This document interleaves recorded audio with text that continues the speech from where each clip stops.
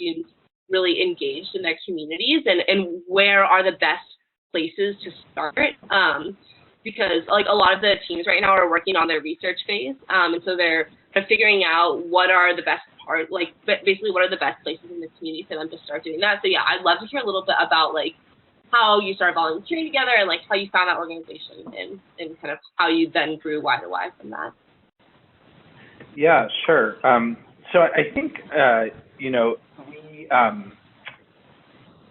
started volunteer. So as we mentioned before, you know, Sarah and I got a chance to work together at the Harvard Square Homeless Shelter, which is the oldest student-run homeless shelter in the country, and for a long time was the only student-run homeless shelter in the country while we were undergrads at Harvard. And we learned a lot there. I mean, it was you know, a time where you know, we really sort of spent our time operating the shelter. So, you know, kind of with the pre-significant chunk of our extracurricular time, there was a whole team of us, you know, running the shelter and taking care of day-to-day operations, administrative roles, kind of long-term pieces. And so with all of that, you know, we really had the opportunity to get immersed in the homelessness community in Greater Boston, and also to come face-to-face with some of the biggest challenges and some of the really frustrating, upsetting elements of homelessness. And I think that latter part led us to feel like, you know, if we could do anything and if we could do it well, we wanted to do more. And so we spent a lot of time spinning our wheels and definitely coming up against different challenges and hitting dead ends. But ultimately, as we sort of developed the model further, we were lucky enough to be able to work with a range of different experts in the community. So service providers, young adults who were homeless, advocates, policymakers, faith leaders, and ultimately started getting kind of a real sense of what the needs were of the community and also what we as students could do really well. And I think it was funny, we didn't necessarily mean it that way, but when we were able to get those two things in tandem, what the community really needed and what we could do well, that was such an important balance for us. So what we found out was that young people often didn't have safe shelter. And for us, that was young adults aged 18 to 24. Young people who are often aging out of the foster care system, getting kicked out of their homes for identifying as LGBTQ, facing abuse, neglect, or trauma. And that there was a real dearth of safe spaces for them, that those young people didn't feel safe in adult shelters, often wouldn't stay in adult shelters, but that there were only 12 youth-specific beds in all of Greater Boston for 18 to 24-year-olds. And so what we also heard was that the Harvard Square Homeless Shelter, where Sarah and I volunteered and helped serve on the student leadership, was a really well-regarded shelter for all people who stayed there, but it was uniquely, it was a place unlike other adult shelters where young adults felt safe staying. And again, knowing that we both had a defined community need and something we could do really well, that was really sort of, I mean, it wasn't like one moment necessarily, but sort of as we started realizing that more conclusively and got more and more feedback that was the case, that was sort of the magic combination for us to start Y to Y Harvard Square. Gotcha. Well, yeah, that sounds really incredible. I guess I'm curious, like, are you familiar kind of with opportunities for students like yourself? But like, imagine if you had gone to college, say in Philadelphia. So we have a couple of teams that are out there. Like, are there comparable programs or comparable kind of volunteer opportunities that these teams can take advantage of, kind of in a lot of these other major urban areas? And then also, like, what about kids, for example, at a school like Williams, or a school like Amherst that's definitely more rural? Like, are kind of, how do you see, are those opportunities comparable in terms of like an urban setting versus a rural setting, and how would you encourage students to get involved that way? Yeah, I mean, so I think there definitely are some similar programs across the country. Actually, when we were in college, there was a group of students from Villanova who came and, oh, sorry, do I have an echo? I feel like I'm hearing an echo. Or am I okay? Yeah, there's quite a bit of an echo. Okay. I'm hearing you fine. Are you, is it working out for you? Yeah, I can hear it fine. Okay, cool. If it gets really bad, I can take my headphones out and just talk into the computer. Or I can do that now.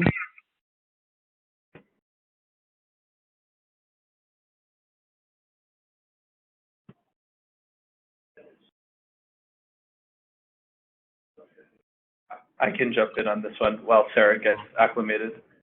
Sarah, you're on mute, unfortunately, but I'll jump on this one from here.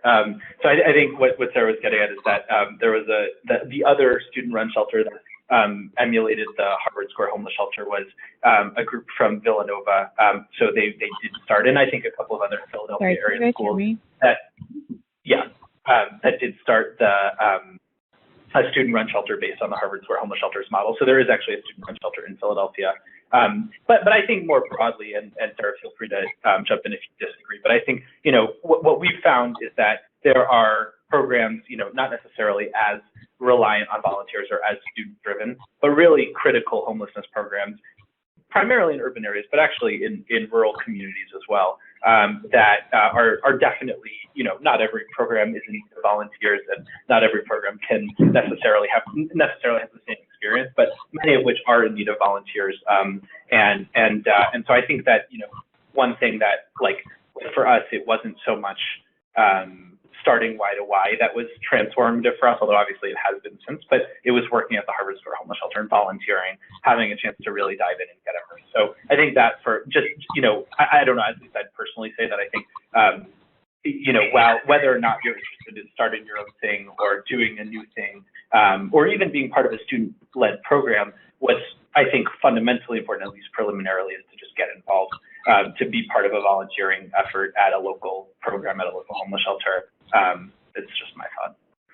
Okay, yeah, no, that sounds like a good piece of advice, because we definitely, like, I'll in a little bit later run by you all some of the ideas that students have, but one thing that they haven't really talked about is going into the shelter first and kind of volunteering basically before they run like a series of different drives or trying to figure out different partnerships. So I think that's like definitely a really important point. Mm-hmm.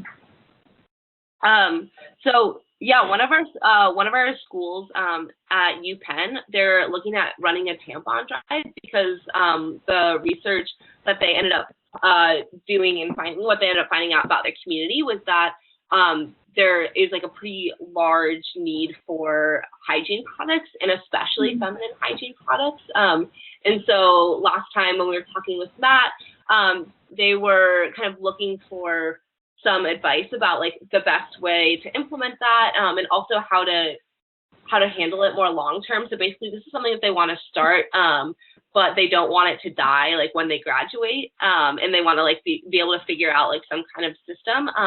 And so I guess I'm curious, like, if you all have heard of anything like a feminine product drive, or even just like general hygiene products. Our conversation shifted that way a little bit after Bob was talking about a hotel partnership that some shelters have, where they can like give a lot of the sample or the like mini products that they put in hotel rooms and then bring those into homelessness shelters. So I guess I'm curious, like, if you all have heard anything about like either of those ideas and kind of the best ways to go about implementing those ideas. Mm-hmm. Yeah, I've definitely heard of, I don't know, actually, I feel like recently several groups who collect feminine hygiene products and donate them to shelters. And, you know, I'm not sure what their models for sustainability. I think the biggest thing is planning ahead. So if you have a senior who's in charge of making sure that you are developing younger leadership who are committed to continuing on that work when you leave. At least that's how we do it at the shelter, kind of making sure that there are always younger people who are learning and then become the older leaders. And so that we never lose a ton of people. In terms of the hotels, I think there are definitely some groups that have a lot of success getting like toiletries from hotels. And it's generally, I know we've had more luck with more local kind of non-chain hotels and companies. Okay, that's good to know. Yeah, I don't know, Sam, do you have any thoughts about like how you all have seen those things implemented?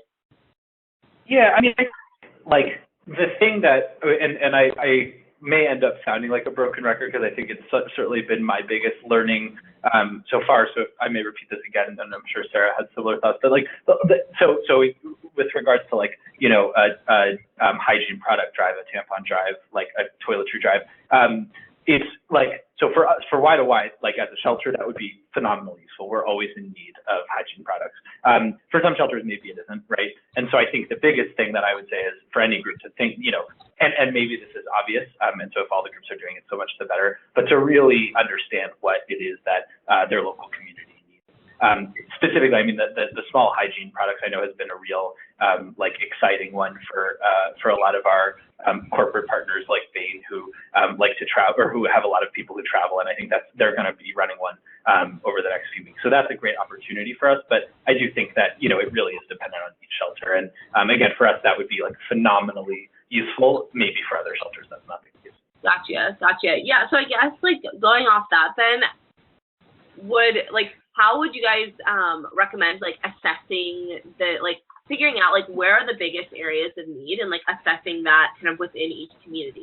Would you recommend reaching out directly to the shelter, or kind of how do you two as people who run one of these shelters see those conversations? So. Yeah, I think absolutely yes, talking to a lot of people and asking what the need is.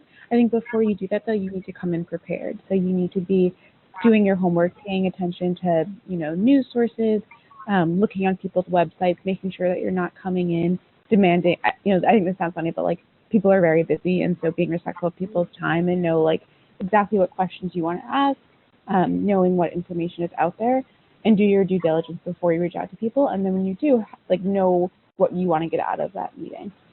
For us, it was really about talking to as many people as we could and trying to get as many varied opinions, even if we knew that those opinions didn't necessarily align with kind of what we were planning. And I think that was one of the biggest things for us, was being open to pushback and to criticism of what we had in mind. And I think it taught us to go into these meetings with really open minds. Right. Okay, yeah, definitely. I'm also curious how you see college students as being able to be the most effective they can be, because for example, a lot of these groups have come up with these really awesome comprehensive lists of different things that they could do in their community, in the food insecurity sphere and homelessness, but trying to figure out where they can be the most effective, I think could be challenging, especially when a lot of people are telling them that this is the need that they have. So I guess I'm curious if you all have any advice there for those students. Yeah, that's a really, really good question. I mean, I think to be honest, it's I think that certainly when I was a college student, I was determined to by the end of my 4 years, everything was going to be okay in the world, and certainly I think a lot of us have that great energy. Certainly, I hope it hasn't faded from us just a couple of years out. But I think that and I think then that leads to this totally unintended consequence where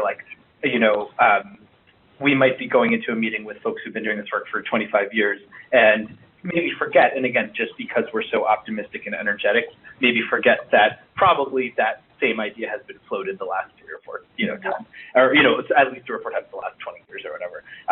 And so it doesn't mean that it shouldn't be tried again. It doesn't mean that it shouldn't be done, but it does mean that that it's worth really respecting that experience.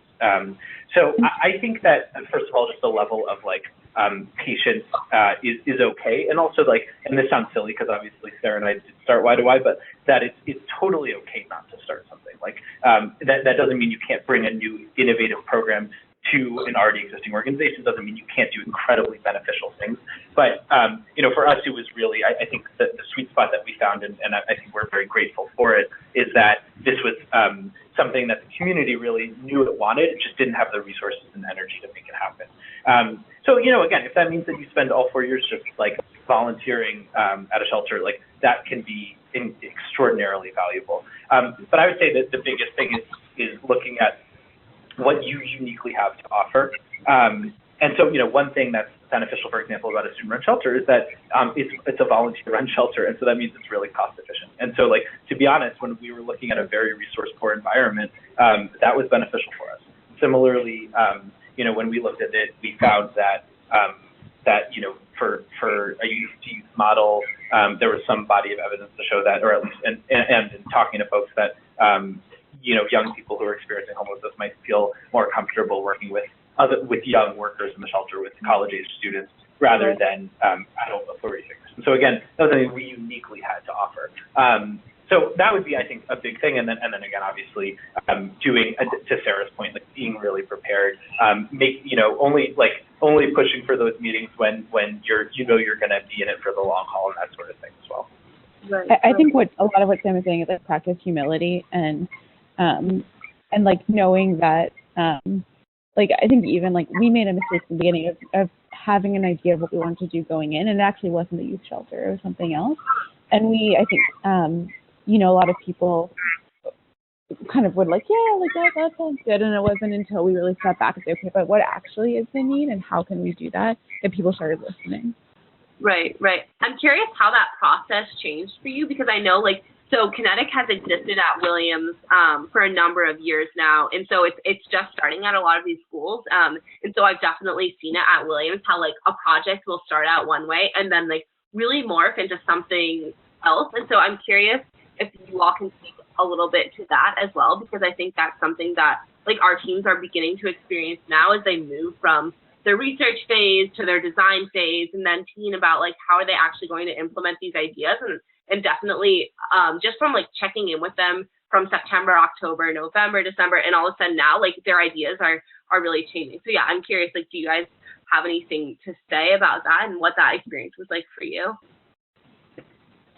Yeah, I mean, I think that our ideas changed, but in a structured way that was thoughtful and conscientious, and it evolved based on more research and more thought and again asking what the community needed, and I think that's different than something changing because you have a new idea that you suddenly want to implement, and so I think constantly asking why did we decide, what are the reasons behind this decision, and right. Going back to that question of why and to what end is really important to keep you grounded. Mm-hmm. Yeah, and change is hard. When we went through a big pivot from the original idea, which was sort of just not a terribly brilliant idea, to why, we lost half our team, and it was just, and it wasn't any, it was just that wasn't what folks wanted to do. They had been in it for other reasons, and it was the best decision we've made. So it doesn't mean it's only good if it's hard, or it's only hard if it's good, but it does mean that it's worth really weighing up the pros and cons and being thoughtful about that. Right. And I'm curious also, so you all came up with this kind of while you were in college, is that right? Mm-hmm.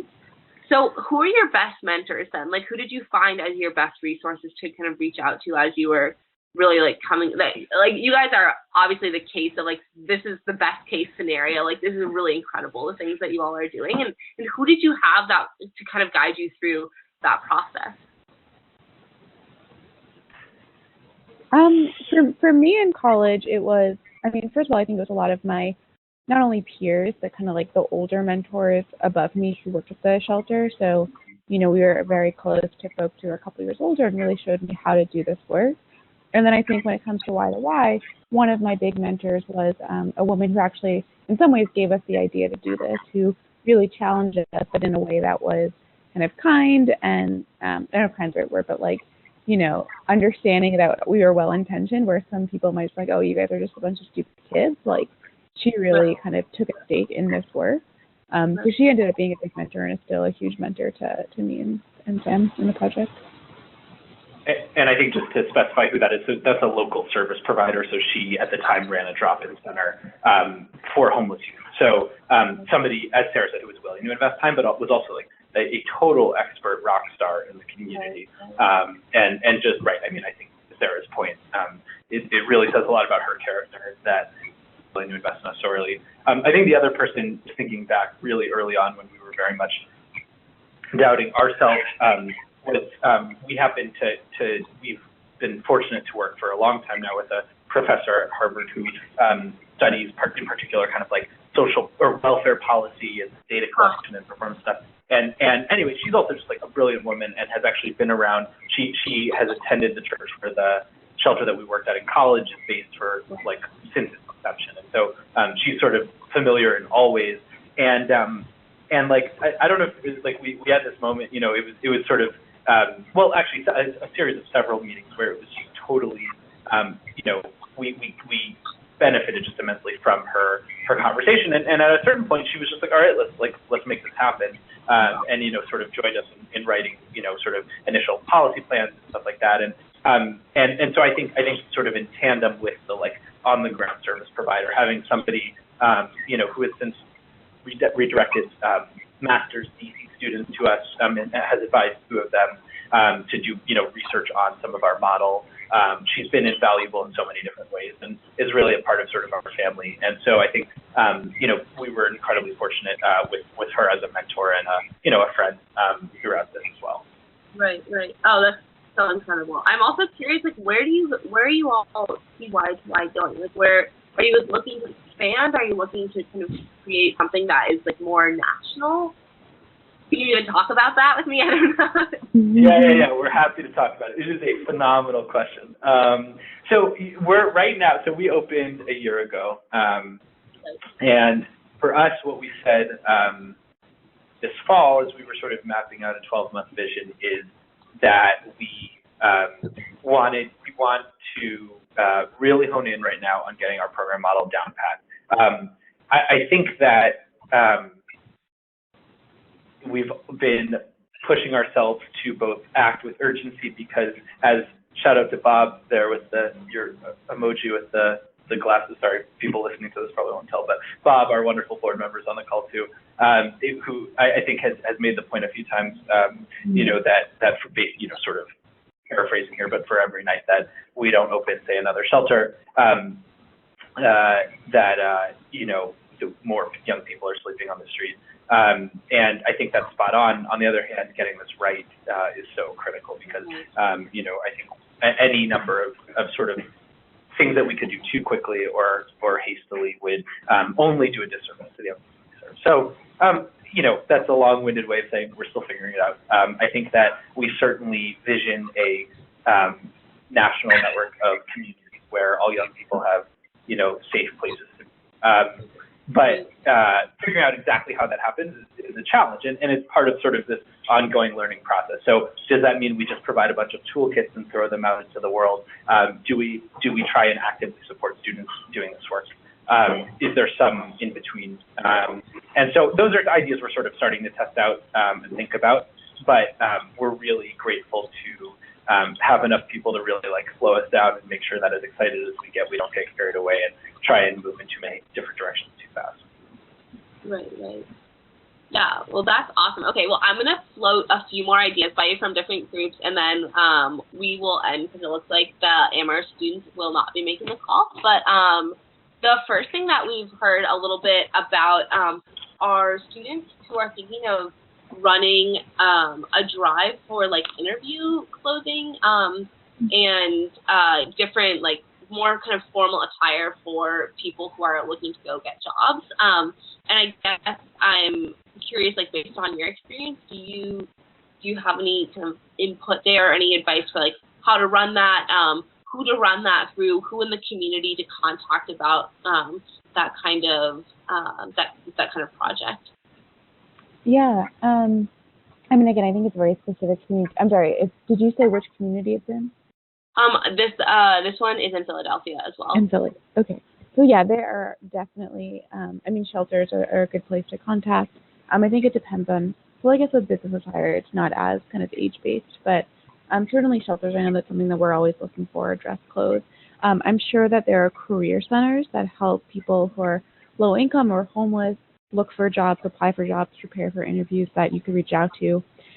In Boston, there are actually organizations that do specialize in this. So there's an organization called Dress for Success that helps people find job appropriate attire. I know one thing that we always struggle with when we're getting clothes donations is a variation of size. So that's something to think about, is that often we're missing larger sizes. And we're always in need of like, large size pants or sweatpants or things like that. So just thinking about who you're serving, what, different body shapes, kind of all of the things you might think about when you are shopping or whatnot is good to keep in mind. And again, like I think I would ask those organizations, like some organizations might actually have tons of clothes and they really need dress shoes or they really need ties or whatever. Yeah, it also, I mean, some, like, to Sarah's point, like, some shelters will, like, specialize in having, like, a clothing closet or something. And so maybe, like, poking around online might save you some time. The other thing just to consider is if there are any organizations in Philadelphia that specifically serve LGBT folks that often one's need for new clothing that we see a lot of is folks who are transitioning and who don't have clothing that matches their gender. So I think, like, obviously there are a whole range of organizations that need it. That might be one place to take a look initially too. Awesome. Okay, that's really good. I'll definitely pass those along. And then, okay, the last thing, this kind of goes into food insecurity as well, but we've seen like a large amount of blend between the research that's been happening in teams, and actually it's like really neat. These teams are able to kind of inform each other because unfortunately, like those two issues, homelessness and food insecurity, are very linked. So one of the ideas that many of our teams have actually kind of come up with is running a type of suspended meals program.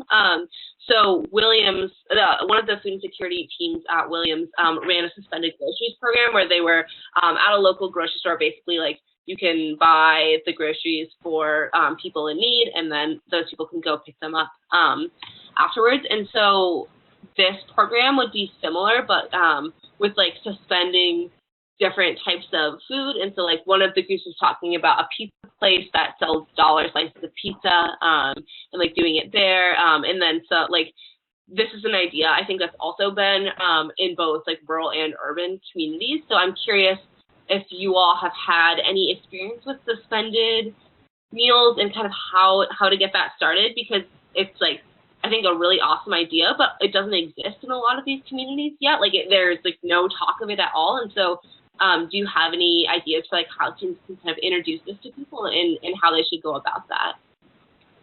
I don't know about it. I'm sure it exists, and it might exist somewhere in Boston and Cambridge. I don't know about it. I think a good place to start is talking to like local food banks. So, for us, the Greater Boston Food Bank does a ton of work with individuals and organizations. So again, starting with the folks who are already doing the work, they would have a better sense of what's happening and where the need is. And if it is something that they're interested in, how to introduce it, because they know all the players who are doing that type of work. Yeah, unfortunately, we haven't really done much with suspend. It's an awesome idea. One other thought that I want to add to, and I totally co-sign Sarah's point, is also that I think that something that we grew to appreciate as we were thinking about where geographically our shelter should be is obviously there are a lot of inputs, but probably the most important one is where our guests feel comfortable. And so really thinking through, and this may be something that they're already strongly considering, but really thinking about setting these up at places where where folks who would use it would already feel comfortable being is really critical. And, I think that is something that I know I personally tend to not think about enough. And I think that's, I'm privileged to not think about it all the time. And so I think that that's something to really take seriously. Yeah, awesome. No, I think that's a great point. And I think can also be applied to like a lot of some different ideas that are being floated around. But yeah, okay, so those are like the main things that I wanted to talk to you all about. Is there anything else that you think I should kind of pass along to a lot of the students who are working on these projects? Like, I don't know, like, is there anything that you want to talk about that I haven't asked you about? I think the only thing, and this is like a super sensitive and like tricky thing to do, so please like take it with a grain of salt, but I know for us it's been extremely important to work with folks who are experiencing the issue that we're studying, that we're addressing, and this, like, for example, we had a youth advisory board or a young adult advisory board that was made up of young people who are experiencing homelessness, and they really designed our model. They helped design the space. They did so much, and that's important not just for like, because it's mission aligned. It's because those people are really the experts in what they need. I say that, and I think that there's a huge caveat there that is very difficult to do in a way that is respectful, that allows for dignity, that doesn't take advantage of people who are in difficult circumstances, and requires a huge amount of time and effort And so it shouldn't be done lightly, but I think it is very crucial, especially when you're working with, for example, homelessness, or issues that, are about like people, right? Right. So definitely. Yeah, that was well said. I don't really have anything good other than just to say that I think, I think especially in however you may feel about the state of our democracy, that like just a plug to keep fighting. Because I think, for us, I know that what keeps Sarah and myself motivated is our students, and I mean that like totally sincerely. That we've been, I think the best part of our job is that we get to work with like 200 really phenomenal students, great board members too, but just that our students are like so talented, so motivated, so energetic, and so I think that it's the impact that you can have sort of with being a volunteer, with getting involved, is so far beyond just the work you do, because I think sometimes we all need a little bit of inspiration. Yeah. Awesome. Well, I really appreciate both of you, I should say all three of you, taking the time tonight to talk. This is like super busy time of year, and so unfortunately, like a lot of the students were not able to make it. But I'm hoping that when we have our call in February, that will be like when a lot of the spring semesters have started or are starting for these schools. And like I think there'll be a lot of exciting things happening at that point. And so hopefully like we'll be able to have a lot of like student interface at that point. But yeah, that's kind of all I have. But thank you so much again. And I cannot believe how amazing you guys are and what you've done. It's really, I think it's like a really incredible thing, and you're helping so many people. So it's really awesome. Thank you so much. Nice. Thank you. I'm like fandom over here. But yeah, thank you so much. Yeah, thanks. And I'll reach out, or we've already scheduled the other calls, so I'll reach out kind of closer to that time. But yeah, and until then, I hope you both have a wonderful holiday and a great start to your winter. Awesome. Thanks, You too. Katie. Thanks. Happy holidays. Happy holidays. Bye. Bye.